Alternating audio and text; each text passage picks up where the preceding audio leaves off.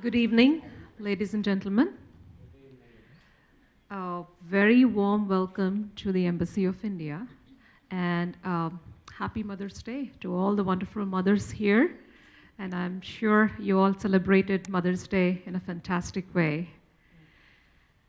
So there are two segments in today's event, and today's event is all about celebrating mother in us and in our lives. There'll be two segments in today's event. The first one is a talk by Ms. Ipshita Chanda. The second one is a Bharatanatyam dance recital by Vidhya Subramanian. Before I introduce our speaker for the evening, Ipshita Chanda, I would like to mention a very appropriate quote that I read somewhere recently. If evolution really works, how come mothers only have two hands? And I thought that is so appropriate. Introducing our speaker, Ms. Ipshita Chanda. Ipshita Chanda is the ICCR-sponsored visiting professor and chair of Indian Studies at Georgetown University, Washington, D.C. Before coming to the United States, Ipshita worked as a professor at the Department of Comparative Literature, Jadavpur University, Kolkata, where she received her PhD. Her areas of interest are comparative literature methodology, theater, orature, African and Indian culture. Her writings include Packaging Freedom, Feminism, and Popular Culture, and this was in Kolkata, 2002. Shaping the Discourse, Women's Writings in Bengali Journals, 1864 to 1947, Kolkata, 2013. And Selfing the City, Women Migrants and Their Lives in Calcutta, forthcoming in 2014, that is. Ipshita Chanda this evening will be presenting The 10-Armed Human, Women in India Today. Please join me in welcoming Ipshita Chanda. Please, ma'am.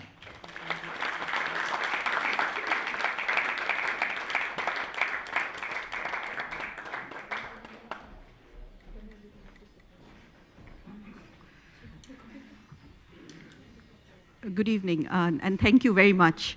Unfortunately, I am not going to confine myself to mothers, so may I apologize to begin with. Let me start by telling you a story, perhaps one you already know. Arjuna, one of the heroes of the Mahabharata, wandered into Manipur, the northeastern part of India, scattered across the highest mountains in the world. There, one day, he was disturbed in his meditation by a group of young men on a hunt. Irritated, but showing the arrogant compassion of a renowned warrior, he allowed them to pass when he saw how young they were. In truth, they were not young men at all. This was Chitrangada, the princess of Manipur, and her companions, dressed as warriors. The princess, on knowing that he was Arjuna, demanded that he challenge her to single combat. "Do not insult me by forgiving my trespasses," she said. But Arjuna did not recognize her. He did not know who she was, until much later when he met her subjects, who told him, "In strength of affection, she is our mother. By the strength of her arms, by her bravery and battle skills, she is our king." The truth is that Chitrangada was not as unusual as she seems to modern Western and sometimes even modern Indian minds. Many communities in northeastern India are matrilinear and matrifocal, where lineage is derived from the mother. Land is farmed and owned by women, and like in many African communities, mother is supreme. So this may just be a patriarchal rationalization to say that despite being a princess, Chitrangada was brought up by her father, the king of Manipur, to be equal to a man. It is not surprising that today, the most enduring voice of protest against institutional state violence in India is a Manipuri woman. The Manipuri poet says, "With pen dipped in blood that oozed continuously from the foreheads of her children sleeping in the graveyard, the mother, her hair knotted loosely in a bun, has been writing poems. But a poem is not a bullet." It is not necessary to go back into myth and legend and literature to speak of Indian women today. I'm not certain that you noticed that in the title of this talk, The 10-Handed Human, I use the word human instead of woman. The reason is that one emphatically does not make a difference between a woman and a human, because that distinction has been made too loudly and with too much fanfare. Women are human beings, and they need not be 10-handed after all.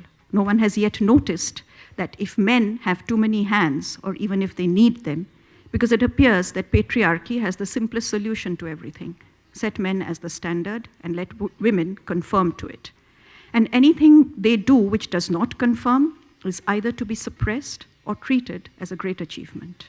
Emancipation, freedom, whatever laudatory name you want to call it, is not gender blind, and neither is it gender neutral. I would like to submit that the struggle for women anywhere in the world is to establish, in the face of male standards and neutralizing patriarchy, that they are humans on their own terms. Even if they do not have 10 hands, they are human, and they do not need 10 hands to do everything at once to prove that they are human. It is not the many things that Indian women do in modern times that needs to be noticed, but the reason why it is not surprising that they are done. In the throes of partition, when communal hatred was a thorn in the path of pluralism and peace, Gandhi turned to women and said, I quote, "I am hurt that the objections to prayer meetings, joint prayer meetings, can come from a woman. I expect love and tolerance in a higher degree from women than from men."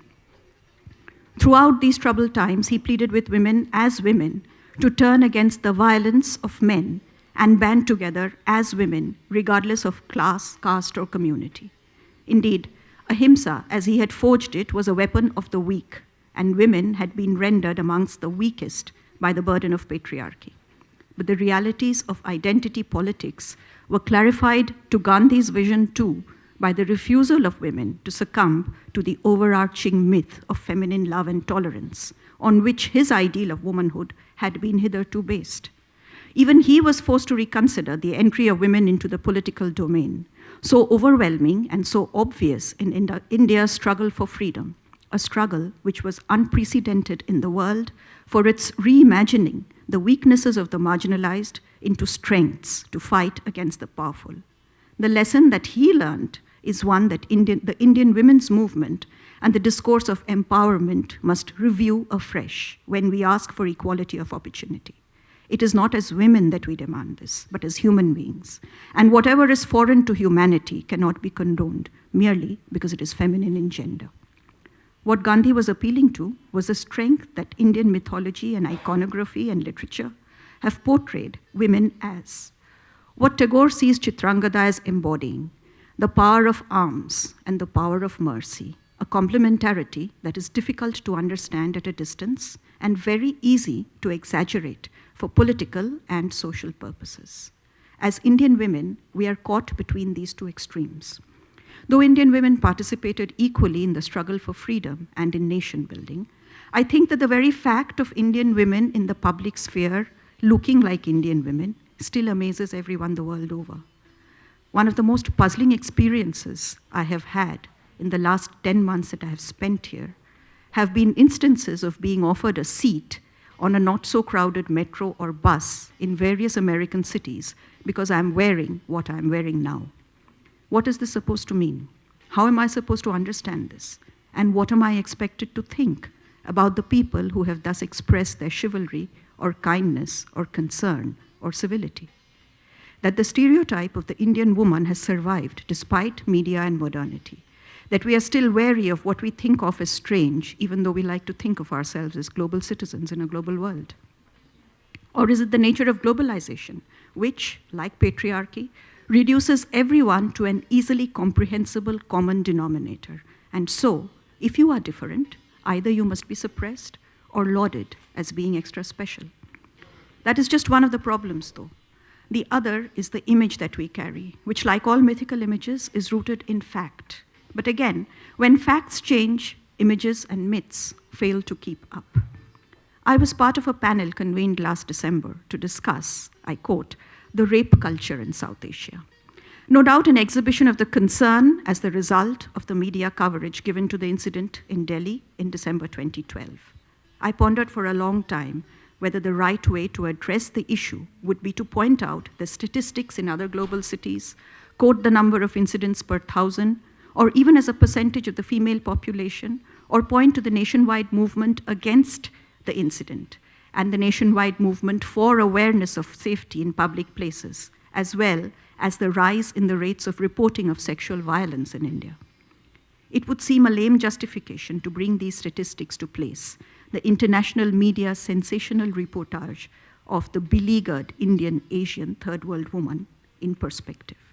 Because as a nation of women, we have struggled constantly not only to institutionalize the law against domestic violence and sexual harassment in the workplace, but ensure the resources for socialization and legal mechanisms for their proper implementation, sensitization of law enforcement agencies and administrators, without which our long struggle to put these laws in place remain Pyrrhic victories.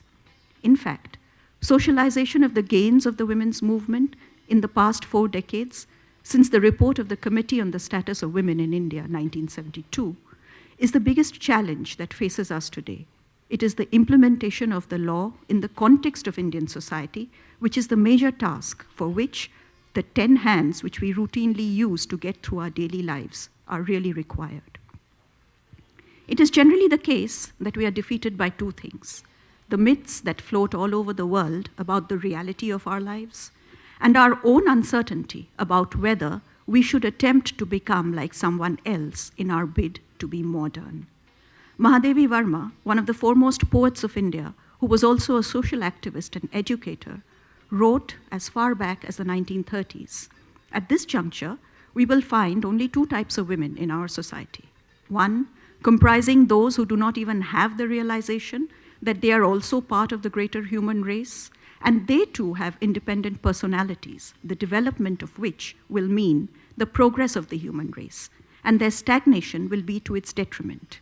And the other type, who in their bid to be equal to men, assume that seeing the world with masculine eyes and judging its qualities with their discernment is the fulfillment of their own life's goals.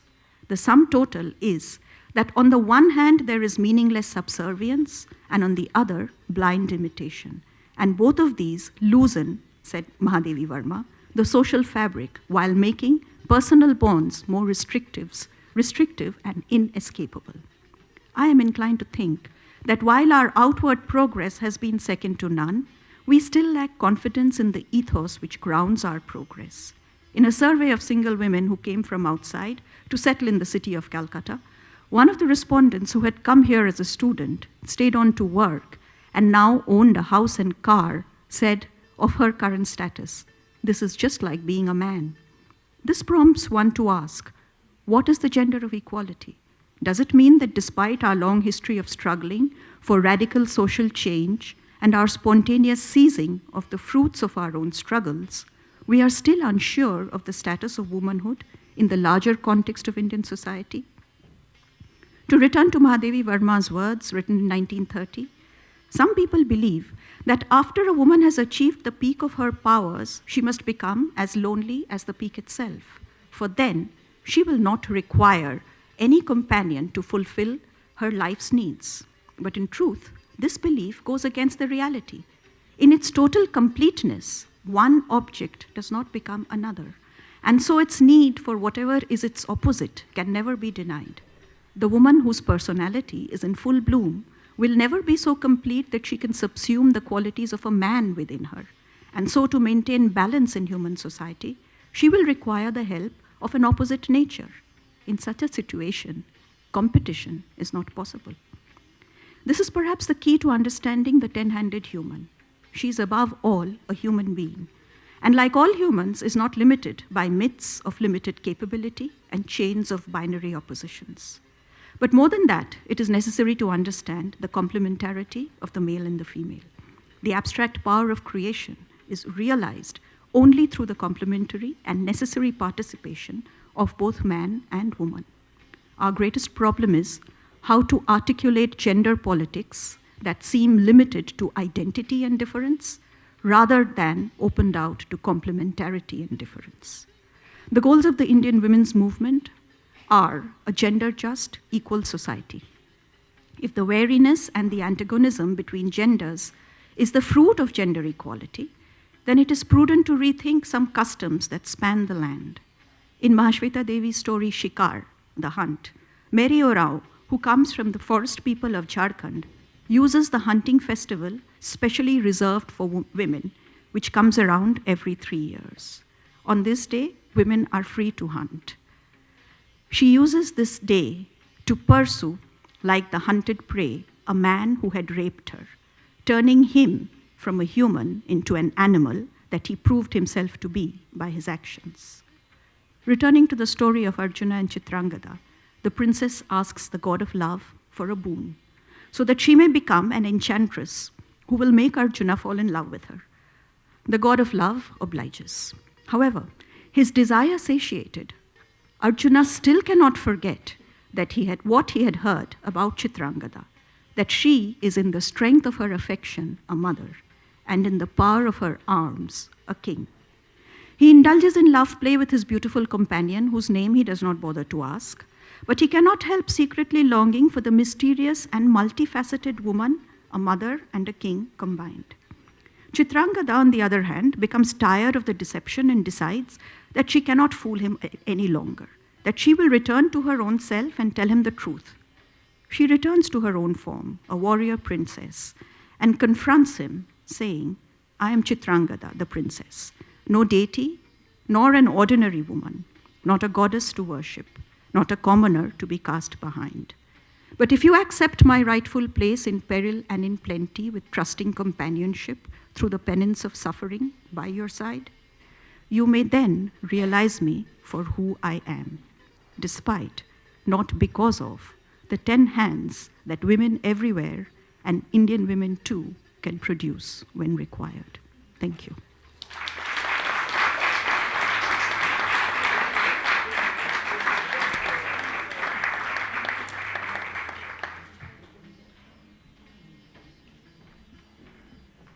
Thank you very much, Ms. Chanda. And that was a beautiful talk, and so much said in the time that you were here. Can we have one more round of applause for Ms. Ipshita Chanda?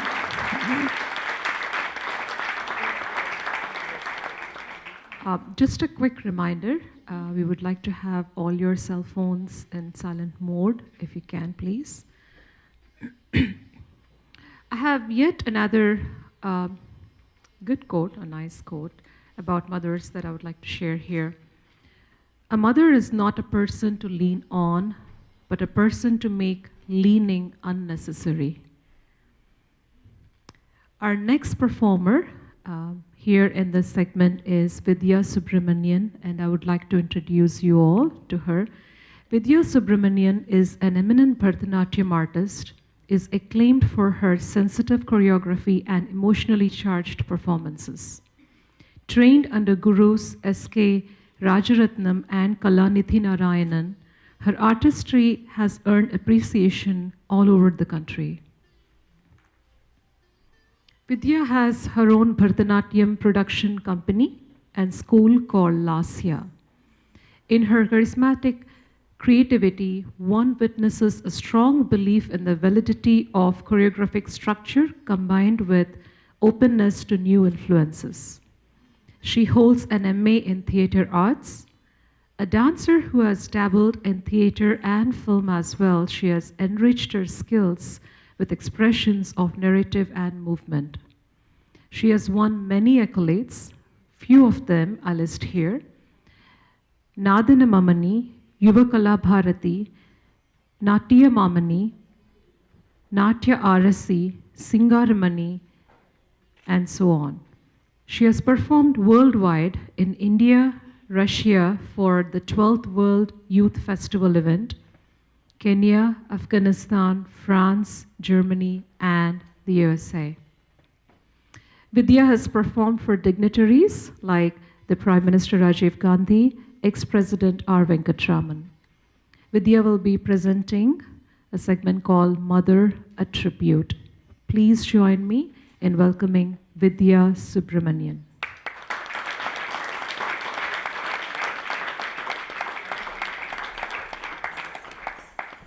I hope you can all hear me.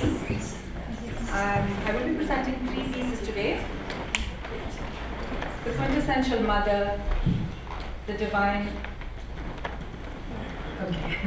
the divine mother, the goddess Durga, I will begin with. She is at once the destroyer, the creator, and the one that makes the universe spin. The first piece, Jai Durga.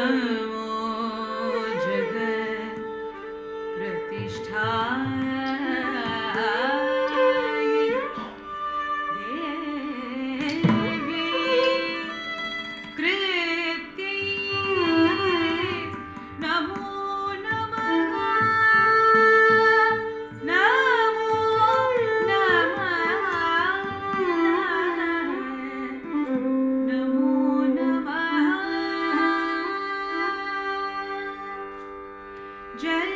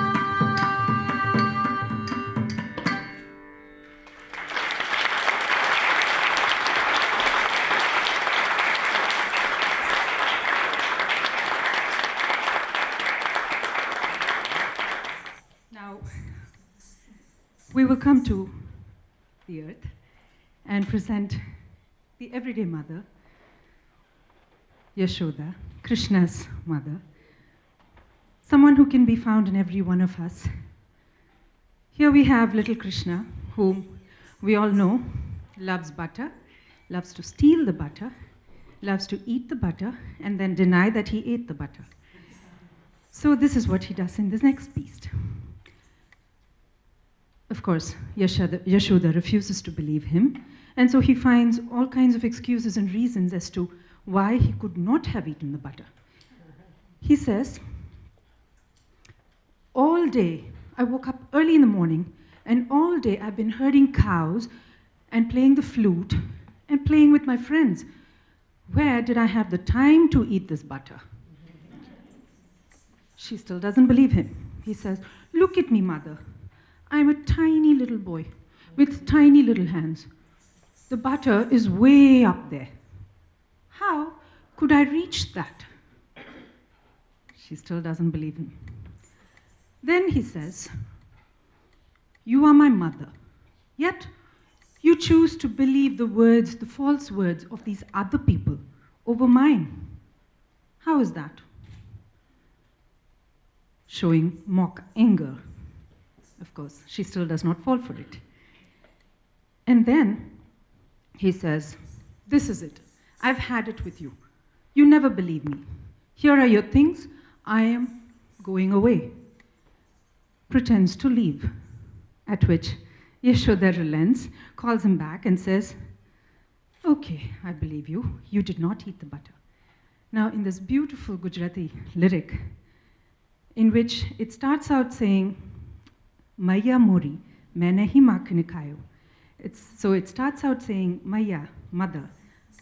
It is not I who ate the butter. But at the end, Krishna, when he gets his way, turns around and tells his mother, Maya, maine hi makhan khayo. Indeed, it was I who ate the butter, and runs away.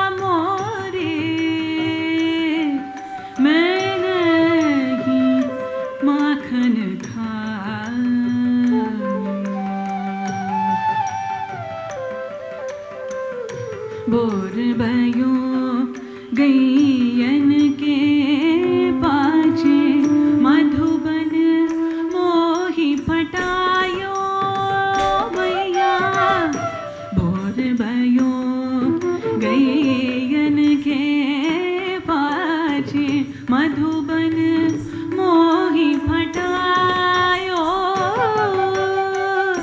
चार प्रहर बंसी पट पट क्यों सांझ परे घर आयो मैया मोरी मैं नहीं माखन खायो चार प्रहर बंसी बट बट क्यों सांझ परे घर आयो मैया मोरे मैं नहीं माखन खायो मैया मैं बालक वही अन्न को छोटूं चीको कहीं विधि पायो मैया मैं बालक वही अन्न को छोटूं चीको कहीं विधि पायो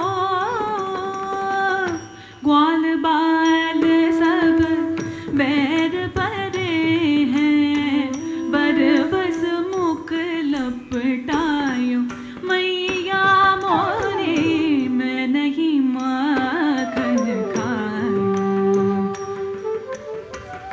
ग्वाल बाल सब वैद परे हैं बरबस मुख लपटायो लपटायो मैया मैं नहीं माखन खायो मैया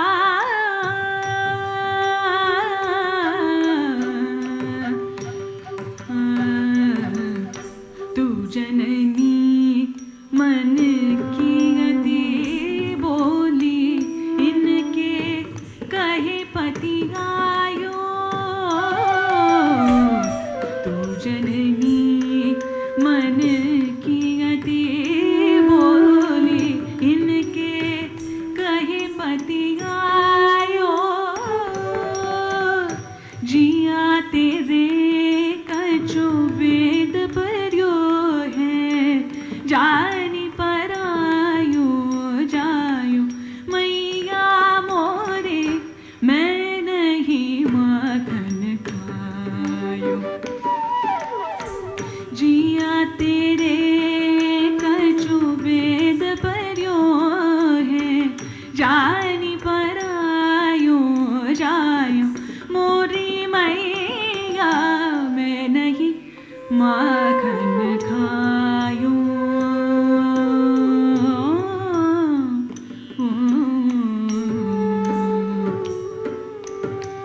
यह ले अपनी लकुटी का मरिया बहुत ही नाच नचायो नचायो यह ले अपनी लकुटी का मरिया बहुत ही नाच नचायो सूरदास तब बेहस जसोदा ले उरखंड लगायो मैया मोरी तू नहीं माखन खायो कन्हैया मोरी तू नहीं माखन खायो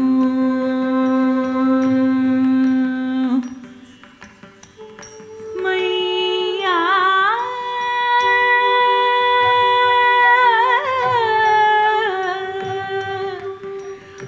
मैंने ही माखन खायो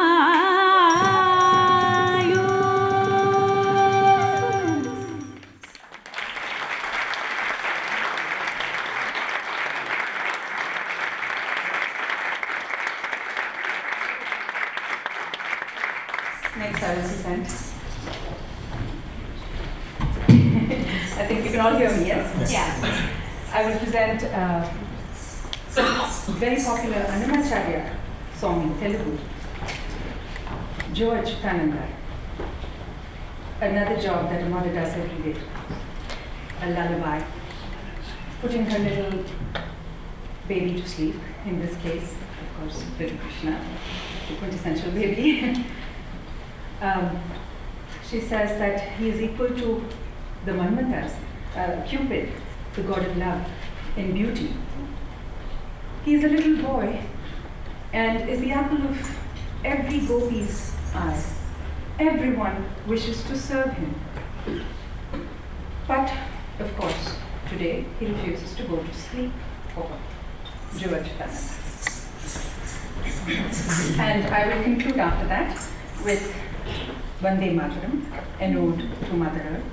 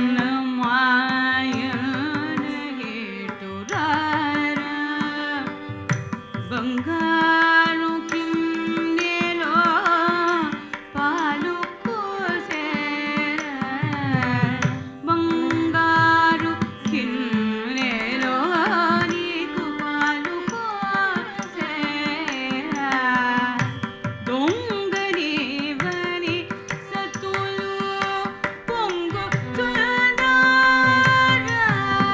దొంగనివని సతులు పొంగుచున్నారా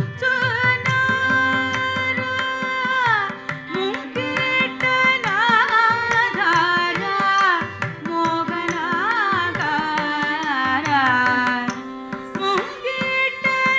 ముంగిటనాధార మోహనాకార जो अच्युतानंद जो जो मुकुंद जो अच्युतानंद जो जो जो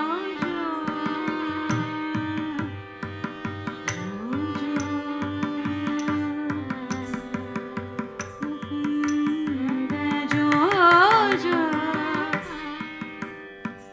जो जो जो मुकुंद अच्युतानंद जो जो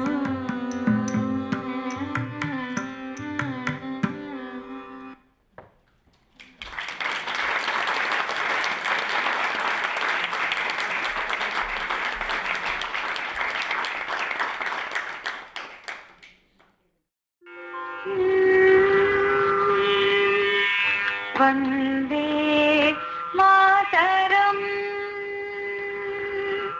वन्दे मातरम् सुजला सुफला मलयज शीतला शस्य श्यामलां मातरं वन्दे मातरं सुजला Suphala मलयज Sheetla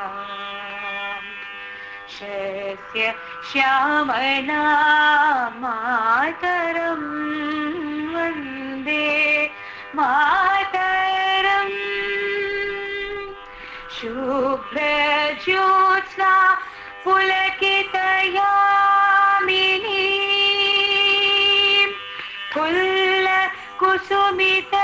कुसुमितरुवदल शोभिनी Suhasini सुमधुरभाषिणी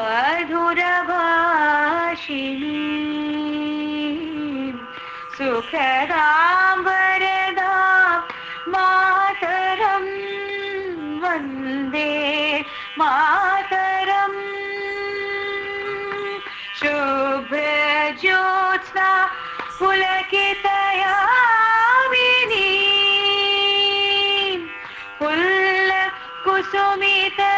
कुसुमितद्रुमदल शोभिनी Suhasini सुमधुरभाषिणी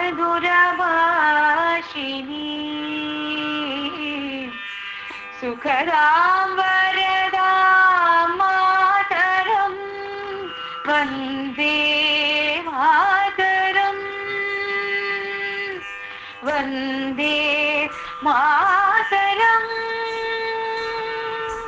Vande Mataram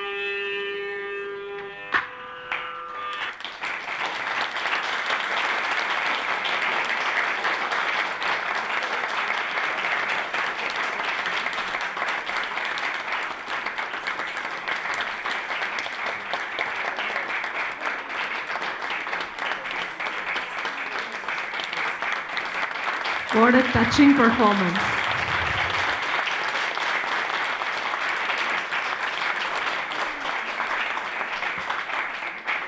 That made me truly emotional. I'm not sure about all of you, but it was truly an amazing performance.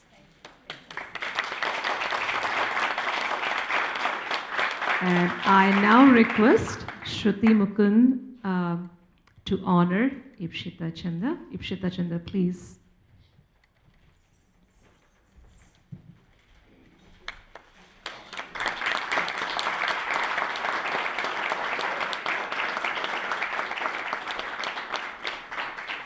And I request Chandra, a lady, to please honor Vidhya Subramanian.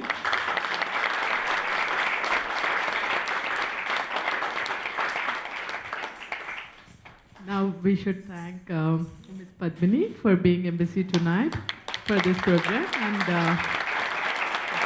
thank you.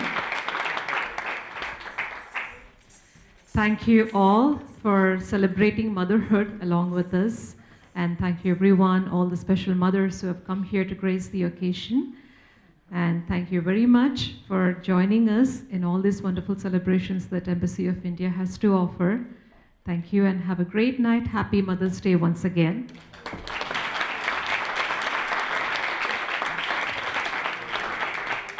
And we have a quick request. There is another event following this. So if you could all please help us to prepare for that event, we appreciate it. Thank you very much and have a wonderful night. Thank you.